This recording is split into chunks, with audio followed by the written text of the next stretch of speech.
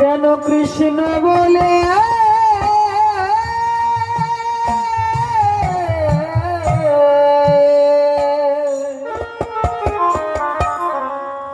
কাঁদিতে। শ্রাদ্ধের মন্ত্রের মধ্যে যদি 100 মন্ত্র থাকে, তার 80টা মন্ত্র হচ্ছে গিয়ে দান। শ্রাদ্ধের 100 মন্ত্র থাকলে 80টা মন্ত্র হচ্ছে দানের মন্ত্র। আবার এই শ্রাদ্ধ তখন একরকম ব্যবস্থা ছিল, কার্যক্রম অনুসারে এই শ্রাদ্ধ ভূর্য দান, ষোড়শ দান, সাগর এগুলো হচ্ছে আবার পরে পণ্ডিত বর্গরা শোষণ করে নেওয়ার জন্য তখন এই একই শ্রাদ্ধকে 3-4 রকম ভাগ করে নিয়েছে। এর উদ্দেশ্য কি জানেন? আমি আগে এটা বুঝেছিলাম না। আমি ভারতবর্ষে যখন আসি আমার গর্ভধারী মাকে নিয়ে, তখন পিণ্ড দান করতে যাই গয়াতে। একসাথে প্রায় 200 লোক এসেছি টুরে। গয়াধামে যাওয়ার পরে পান্ডারা আমাদের চুক্তি করলেন কে কয়শো টাকার পিণ্ড দান করবেন। 500 টাকার পিণ্ড মানে আমি তো বুঝি না। এখন মাও, আমি যতটুকু, বাবা একেবারে তাড়াতাড়ি সাধু হয়েছি তা না, ছোটবেলায় একেবারে এত ভালো লোক ছিলাম না। একটু ওদের বলে আমি একটু বুঝে নেই। এখন মা তো, মা বলছে তোর বাবার নামে সবচেয়ে বেশি টাকার সে পিণ্ডিয়ে চলতে দিই।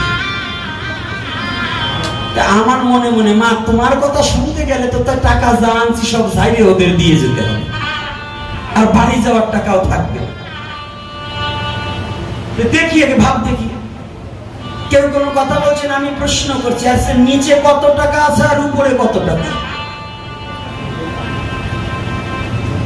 তো আমাকে চার্ট দিচ্ছে, বলছে নিচে হচ্ছে 300 টাকা আর উপরে হচ্ছে 12,000 টাকা।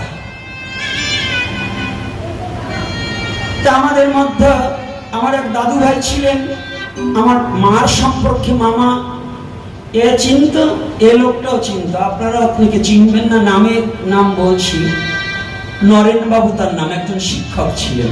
তো লোকটা যৌবনকালে খুব তর্কবিদ ছিল, কিন্তু বার্ধক্য বয়সে একেবারে পোশাক বুঝি হয়ে তার দেহটা রেখেছে এবং পরম ভক্ত হয়েছিলেন। তো দাদু ভাই এসেছে, আমার দাদু ভাই বলছে আমি 6,000 টাকাটা দেবো। উনি শিক্ষক মানুষ, একটু টাকা আছে। আমার মনে আছে চালাকি যে আমি ওই 300 টাকারটাই দেব। তা আমি বলছি আমি 300 টাকারটা দেবো। তো একে একে এই কাজ করতে করতে আমার আর একটা গুরু ভাই স্বপন চক্রবর্তী, বাংলাদেশে বাড়ি, বাংলাদেশে গোপালগঞ্জ জেলা মকসিদপুর থানা মহারাজপুর গ্রাম। উনি একজন হাই স্কুলের প্রধান শিক্ষক ছিল, উনি একজন ব্রাহ্মণ, উনিও সাথে আছে। আর যশোর জেলা শান্তিরাম বাবাজি ছিলেন, উনিও আমার সাথে আছেন। তো কায়দায় 300 টাকার আমরা ওই 2 ভিখারিতে চুটছি, আমি আর ওই শান্তি বাবু, আর সব উপরের টাকায়। তো ভাবছি কায়দা করে ওরা বুঝি বেশি টাকা দিয়ে ওর মা বাবারে পার করে দেবে, এই 300 টাকায় বুঝি আমার বাবা পার হবে না। মনে তো একটু শয়তানি আছে।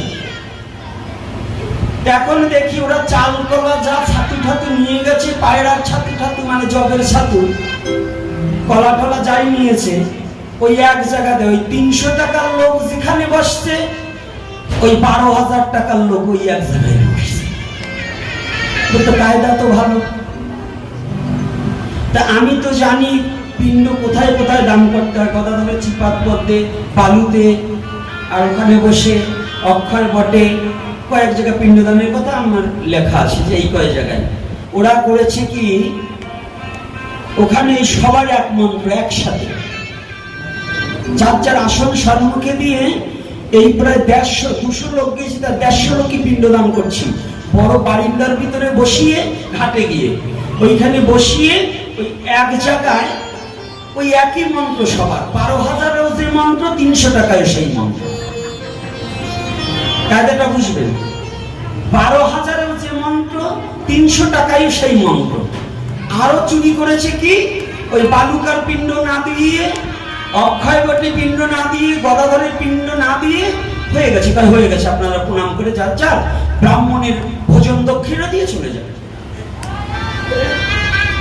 যে পান্ডা আমাদের ঠিক করেছে তাকে ফোন করেছি, আপনি আসুন, কি আমাদের শ্রাদ্ধ করিয়ে ছেড়ে দিয়েছে, এই কয় জায়গা পিণ্ড আছে, হ্যাঁ আছে, বলে সে তো আমাদের দোয়াই নেই, আমরা 1 টাকাও দেবো না।